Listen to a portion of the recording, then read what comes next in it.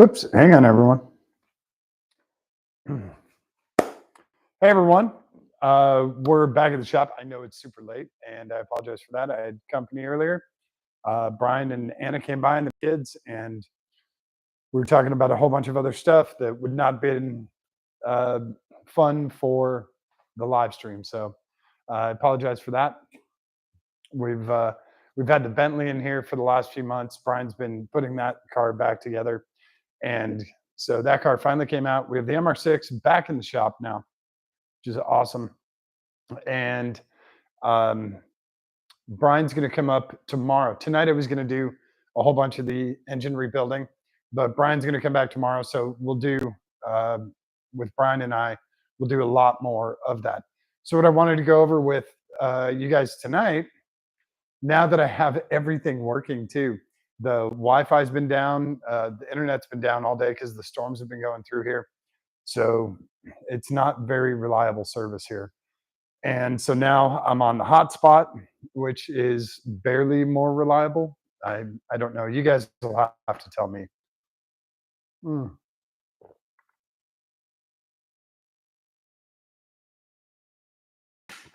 that's the good stuff. So um, I wanted to go through some of the parts with you guys and show you what's going to happen tomorrow, and give you kind of a rundown on the Toyota 1MZ engine. And it's once you've done it, like I've done this a dozen times, so it's kind of simple and quick for me. But for those of you that are new to it, I'll give you kind of some insight into replacing the engine, replacing the transaxle, and doing it by yourself, which is what I've done up to this point. So, um, this car, obviously, we have custom engine mounts in here that my friend Chris and Joey and another guy made, and they're incredibly strong and they're perfect. They work great. But we're also utilizing the OEM engine mount brackets, or chassis brackets where the engine mounts to. So it was a very complex thing. It took us 4 or 5 days to get everything, the engine clocked correctly, rotated correctly, and then height wise, X, Y, and Z all had to line up. And we spent a lot of time getting that correct. And then we got the custom axles, and now this thing is just, it's super stout. But we had an engine failure at the last race, so we have the temporary engine in here while we take the other one apart and rebuild it, or get a replacement and do a full rebuild on the replacement. So that brings you up to speed where we're at here. Last time I was in Ohio, I put the engine in by myself with the transaxle, and now we have the rest of the stuff. And the rest of the stuff is on this cart. And I'll bring you guys closer, and that way we can go through. Look at this, nice dolly shot. I'll go through the parts really quick on this. This is a cart that Brian scored from the Bentley project. So we have our gaskets. I'll just go from top to bottom. This is our intake gasket, which we're going to be reusing. It's fine. It's a metal gasket. It's a couple of pieces of metal that are, welded together. Sorry, that's our plenum gasket. These are our intake gaskets. And these are made by Felpro, as you can see, Felpro. And these are great gaskets. These are reusable as long as you don't have any breaks in the blue. If there's no breaks in any of the blue stuff, that's fine. We have a little corrosion here, and that's because we only run water in this. We run distilled water, and it's picking up the corrosion from the old pipes. So those guys go at the bottom of our intake there. So set these guys out of the way. Next one of the first pieces we'll put in is the water neck. And the water neck goes on, it actually mounts this way in the engine. And this is the transfer hose that goes from one side to the other. This goes to our radiator out. This is coolant back in. We have our temp sensor here. This mounts onto the block and then travels through the valley. The intake actually goes over this. And we have heat wrap on here to protect it from the heat of the engine, and also all the other heat that gets trapped in this little valley. So this keeps our hose from breaking down. It's cheap, simple. Easy way to do it. Set this guy off to the side. Hopefully he doesn't go fall into camera view. Um, we have a wire harness. This is for, oops, stay here. This is our breather, our PCV breather. Not really all that crazy, super simple. This is our plug harness. Now this is what's called a wasted spark system. So it's kind of hard to explain. The coil packs will send spark to two different cylinders at the same time. And one of them has fuel in it, one doesn't. So the one that doesn't have fuel is what we have a wasted spark. And the one that does have fuel, we get power from. So that's why, you know, they call it a wasted spark system. But this is for one side of the engine. And then we already have on the harness that's in there, we have the other side of the engine, which is what these guys hook up to.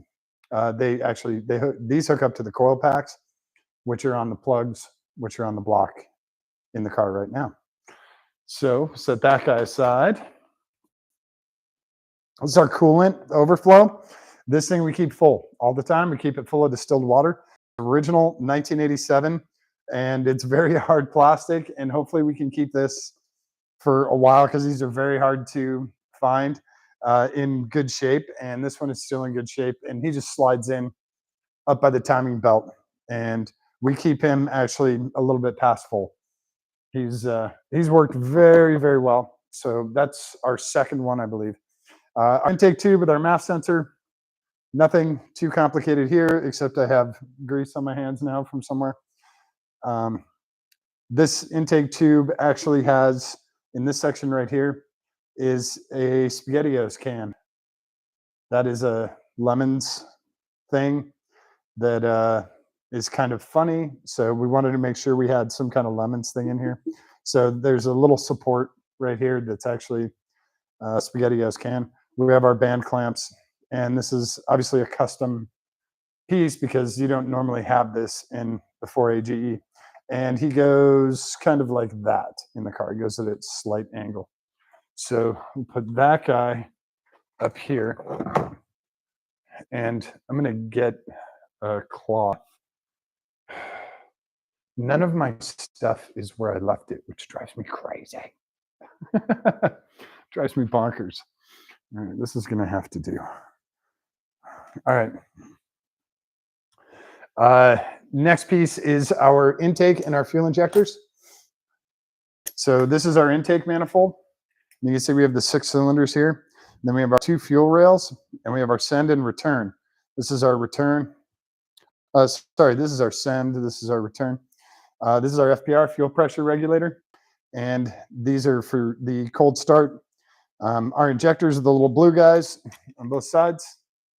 And to change out injectors, you take these bolts off. You actually do it on both sides. These rails come off. You can replace the injectors. And I would show you the bottom. It looks kind of like that. 3 on each side. And our coolant line. Where's our coolant line? Right there. So this is where that other hose connects. On the coolant line, this is our hot. He's colored red. You can kind of see, I don't know, you can see the red. Red says hot. So this is our coolant line coming out. And this will be hot water that's coming out of here. And we also have a vacuum line here, and that's about it. Now, on some 1MZs, you do not have a return. You don't have a fuel line in, and you don't have a return. You only have a one-way system. So when you're looking for 1MZ, look for the one that has the return. That's really, really, really important, especially for the AW11s, because their fuel tank does have a return. It makes it a lot easier when you're not wiring, but plumbing stuff up. So I'm gonna put this guy back over here. And then this is kind of 2 parts. It's about 6 parts, but this is kind of 2 parts. This is the throttle body and the intake plenum. And this is the underside of it. And then he's heavy. I'm going to flip him around here. This is what you normally see on top of the engine. So we have our 6 plenum tubes. Air comes in here, gets mixed with the gas down there. So this is our throttle body, which opens and lets in sufficient amount of air. This thing's really heavy. It's all cast aluminum. So the throttle body normally separates. And this is our EGR. Obviously, we have a lot of stuff blocked off here because we're not using a lot of the emissions stuff that originally came with the car. So that's about it. We have our coolant line on the throttle body, and we have 2 of them blocked off. These are the, I don't remember what these guys are. I'd have to look it up again. Our TPS sensor, again, we have a ton of stuff to plug in. We have a, God, what was this for? Nate did a resistor here, and I don't remember what he's for, but this little pigtail is important. I'd have to look him up again. And you can see, oh, sorry, this isn't our TPS. This is our TPS. You can see our TPS sensor is actually broken off. The plug for it is actually siliconed on. So I'm going to take the TPS sensor off of the other engine. It's not on, you can see the intake back over, you can't really see. The throttle body off the other car, I'll find it, it's somewhere here. And I'll replace that so that we actually have a plug. Because the other one we had when the accident happened, the plug got broken. So we siliconed it, stayed in place, it worked fine. But we'd rather have a real plug. So we'll do a new throttle body sensor here. So that's the intake plenum. This is one of the last things you put on, and it's actually just 4 bolts. 1, 2, 3, 4. There's the 4th one over here. So that's it. There's not a lot to hold this on. It does have a support bracket in the back, but that's kind of it for, doing it. 2 of these bolts are Allen heads. 2 of them are standard hex head. Again, nothing too super fantastic on this. It's a very simple setup. I'm going to flip him over just because he rides better this way. And he's a big chunk of aluminum. He's very heavy, but he works great, and that's why we like him. It makes it a lot easier because you're getting a big chunk out of the way with just 4 bolts. Well, and some plumbing and some other tubing, but this is very quick to remove, and it gives you access to a ton of stuff in there. So that's why we like it. So we're going to bring all this other stuff back over here. Make sure we keep it all on. The cart so that we don't lose it. And our water. The gaskets are actually very durable. You kind of be careful with them. I don't know if you guys can see it back here. Here's another intake plenum back here. That is off our spare engine when we originally got it. I don't know where the throttle body is. I know we still have the throttle body. I just don't know where it is. Like I said, a lot of the shop has been taken apart. So it's going to take a while for me to look and find stuff. And I'll get a better shot for you guys tomorrow. There's our engine bay. I'm sneaky around the side here. So here's our trunk. Here's our engine bay. And as you can see, we have a ton of the wiring harness still in here. We have the other side. Actually, this is our good spark system. You can see our coil packs up here. So I actually don't need this guy. I thought he was off of the other engine. I'm going to just put him back here. He will go with our spares. Always nice to find the spares. The other thing that we do different than a lot of the other teams is our shifter cables. Now, you'll see this when this is all hooked up tomorrow. But, and also, just in regards to the wire harness, a lot of this stuff goes around the engine, and a lot of it goes through the center, the valley down here, which is kind of odd for a wire harness. Usually harnesses go around, but part of this goes in here because we have 2 knock sensors in the valley down here. So we need to make sure that those knock sensors work. We really want them to work. I think, no, that's O2 sensor. I don't know where the knock sensor plugs are. The nice part is when the wire harness goes into place, the plug, usually you can find the component for the plug very quickly because these are kind of cut to length and sort of shaped in the shape you need to be. So when this guy gets mounted to wherever he gets mounted, he comes up, your component is going to be very close to wherever these are. He's not going to be all the way around on the other side of the engine. So that's a nice part about OEM wiring harnesses. They keep the components close to wherever the plug is. Like this guy, I know right now he is throttle body. He can, he's going to be very close to wherever the throttle body is. These are other throttle body plugs too. And this is an O2 sensor. So you'll figure it out really quick if you just like get the big stuff in place, the big plastic mounts. The rest of it will kind of plug and play. You'll be able to see where it is or where it's supposed to go.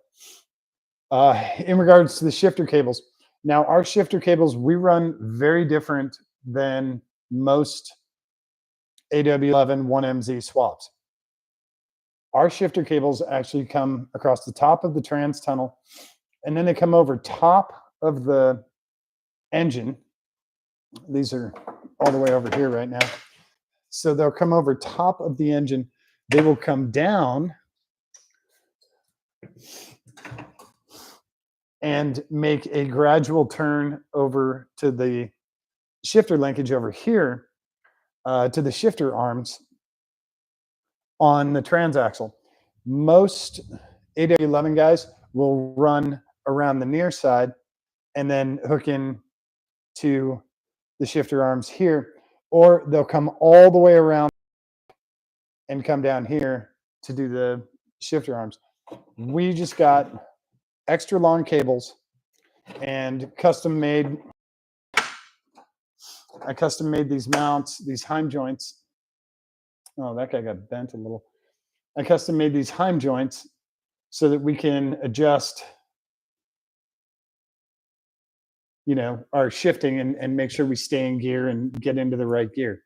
So I gotta unbend that guy or replace him or whatever.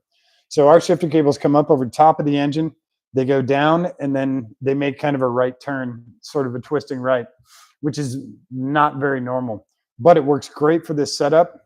And these cables are super easy to replace. This is from Cablecraft. I have all the numbers. Actually, I have the numbers in the red book too.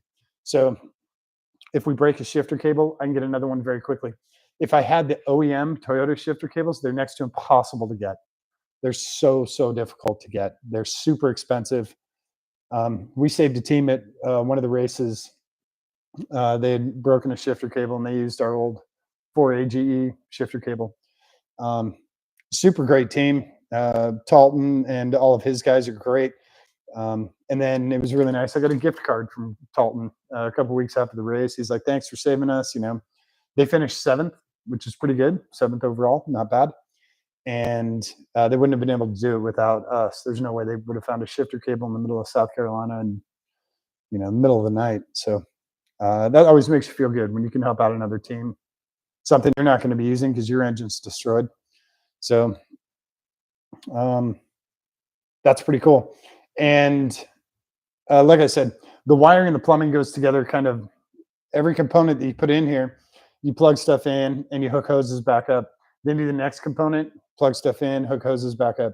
Do the next component, plug stuff in, hook hoses back up. So it's kind of a step by step, but it's very quick, and we've gotten very good at it. I've gotten very good at putting 1MZs in AW11s. This engine by myself took me about 4 hours. To take the other one out and to put this one in was about 4 hours, 4.5 hours. And it's a struggle to do by yourself. It's definitely better with 2 people, but no one else was here and I had a plane to catch. So I did it by myself. Tomorrow I should have some help with this, and with any good fortune, we can have this running coming week, and that would be great because we need to make sure that we uh, are in and everything's working well. The other thing we're going to work on is baffling for the oil pan. I talked with Brian Hammond tonight about some ideas I had, and he liked them. So we'll. He keeps putting brake clean caps right there. It's not where they belong. Anyway, yeah, I can pull you guys back now. Hang on a sec. Let me clean my hands off. You guys will see plenty of the engine bay tomorrow. I'll make sure we have a really good shot of the engine bay tomorrow. So let me pull you guys back here, kind of where we were. Ugh, this cart's a lot heavier than it looks. Oh, hey, Liz. So, oh, okay. Yeah, look at my ankles. Okay, there we go. There we go. So you guys will get a lot more. Ow! You guys will get a lot more time in the engine bay tomorrow. We'll have the camera right on that. Like I said, it goes. You do one component, hook up wire, hook up plumbing. Do the next component, hook up wire, hook up plumbing. Do the next component, hook up wire, hook up plumbing. If you follow that process, it goes pretty quickly. If you try and put on every component and then try and get to the wiring and then try and get to the plumbing, you're going to have to take stuff apart to put it back together. That's just the nature of the beast. So it's better to do component, wiring, plumbing, component, wiring, plumbing, component, wiring, plumbing, and then it's all together when you're done. You won't have any wires left over. That's the other good part. If you have a connector left over, you're like, oh shit, where does this thing go? It's going to be probably pretty close to that wire is. So just take a look and see what you can find. Like I said, we're using a bunch of stuff. We have the spare engine in, but we have a ton of the components off of the race, the fully built Nate Millison engine. So the only thing we have on here, it's basically a long block, but it compression tested out better than OEM and as good as our race engine. So it doesn't have spiffy yellow paint on it. That's the one thing. It's not quite as clean, but it also had 240,000 miles on it. So I can't really bitch about it too hard. So that's that's what we're doing is we're using some of the stuff from the old engine on the new engine, and it should work out really well. It should literally be the same car, just different power plant, or I should say, a different 1MZ.